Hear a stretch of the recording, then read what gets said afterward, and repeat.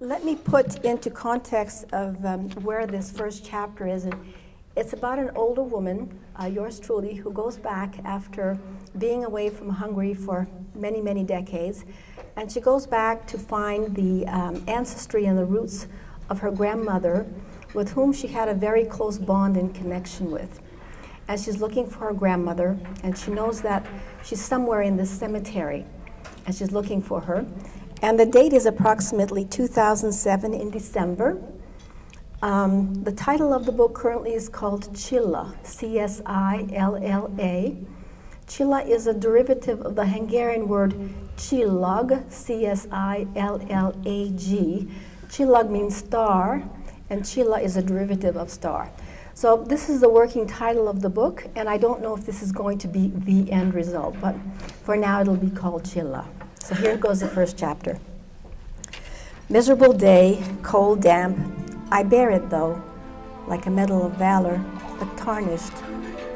I walk between the rows of crosses in search of a marker, a sign, any sign. Where is Ovary? Where is the place she has lain for over half a century? All I find is clay, pale and tacky, and now stuck to my polished boots. I anchor myself in this muddy pace and face the forest of time-worn tombstones, feeling deserted. A bitter gust kisses my cheek. Go back and find her, it seems to whisper. Don't give up. Where is this voice? Grandmother, I say out loud, are you here? My eyes moisten just as a copse begins to sway, murmuring over its lost limbs. I wince at a jagged tombstone, mottled and cracked, the chiseled name dulled by lichen. I am mistaken. It's not hers. Is she even buried here?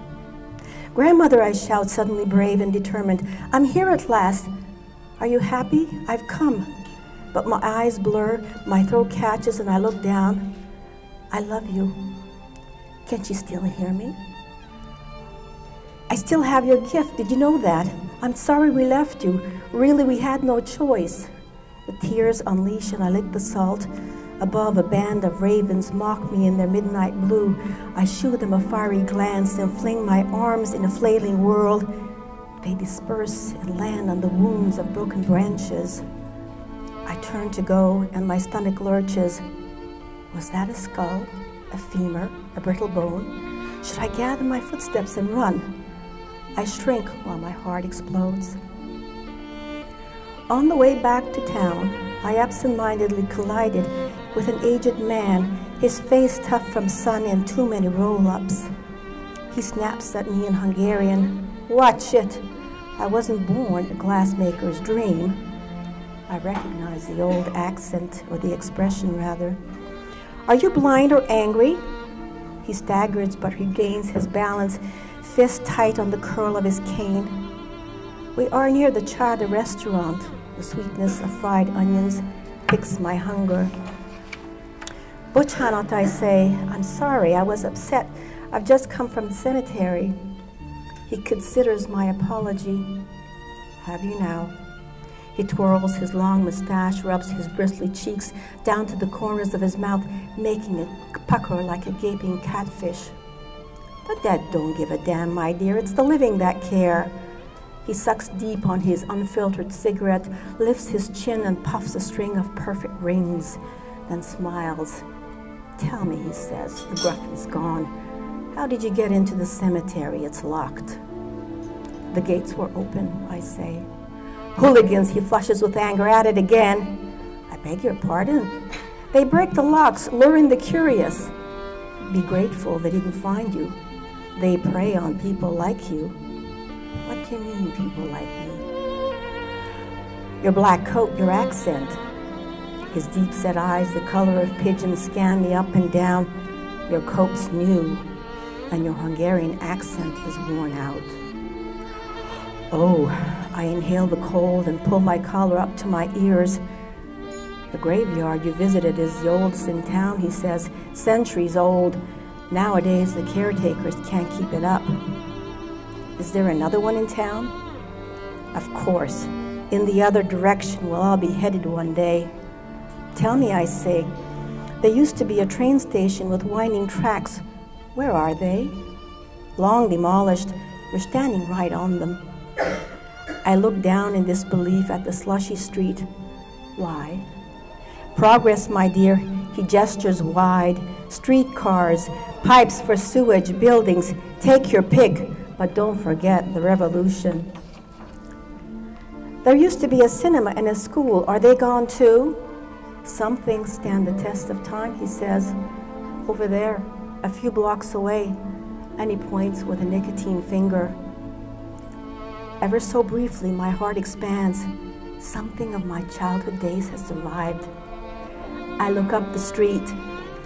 When I lived in Budairsk, my house faced the tracks. I must be standing close to where it was. The revelation hits me, and I cup my face with my clammy hands. Thank you. I breathe through my fingers. The old man shrugs and shuffles to the restaurant. I shake as I face my old house, my beginning, my once upon a time. Is this what I pictured? Is this the gossamer dream locked in my heart all these years? I don't know anymore, but I feel I have traveled full circle. I grip the aluminum frosted railing and see instead a weathered picket fence and a small child peeking through. Yes, this is where I ran and played. This is where I watched my tiny world pass by, where I waved to the whistling trains. My mind races a chaos of memories. The front door creaks and an old woman, goodly in girth, emerges. For a moment I strain to place her, not sure if she belonged here once. And then I snap as if wakefulness and open my mouth to speak. She coughs and leaves the shovel. She leans the shovel she holds in one gloved hand up against the wall. She buttons her coat and reties her paisley scarf. Jó napot kívánok, good morning, I say, in my Sunday best Hungarian. She busied herself scraping wet snow off the porch. For an instant, I see the white oleanders, the scarlet geraniums, the watercolor pansies in terracotta pots that my mother would place there for the balmy summer months. Excuse me, I say, this used to be my home. I move closer to the locked gate.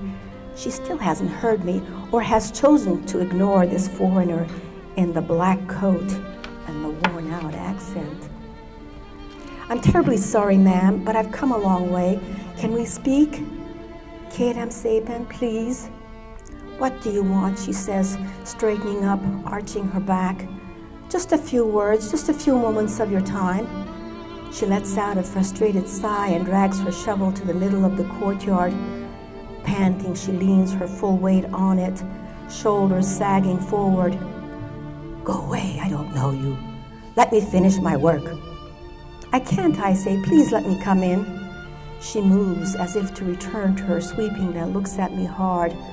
I have no time, she says. Desperate, I plead like a lost child. I grew up here. Over there is where we had a mulberry tree, and there was the outhouse.